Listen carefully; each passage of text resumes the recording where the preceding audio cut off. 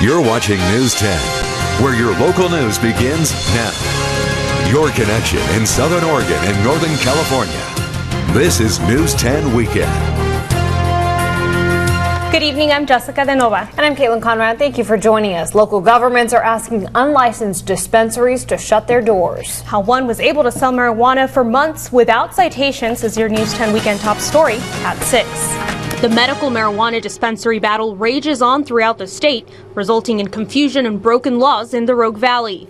City Council very much understands the need for medical marijuana, but we can only operate inside the rules. Karen Jones, Vice President of the Phoenix City Council, says last week the council voted to let its city manager tell the Greenery to shut its doors, though the shop's location makes Jones uncomfortable. Next to what will shortly be developed as a park and a city center. She says really the recommendation came for one reason. Have to have a state license along with a city license.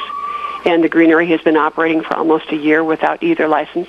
Siskiyou Medical Supply in Ashland is one step ahead of the Greenery, with a business license from the city of Ashland in hand, but no dispensary license from the state.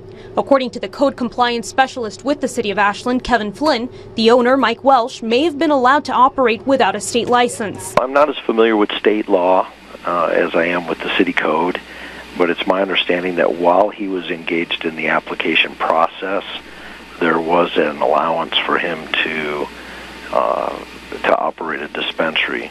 But Flynn says Welsh got a request last week from Ashland Police, stop selling pot without an Oregon state dispensary license. Flynn says what sits between Welsh and a state license is the Siskiyou School, about 990 feet away. The state requires a buffer of at least 1,000 feet between schools and medical marijuana shops. Flynn says the city follows the state's buffer guidelines. The shop's owner, Mike Welsh, told News 10 in March he's been selling medical pot out of his dispensary on Ashland Street since December.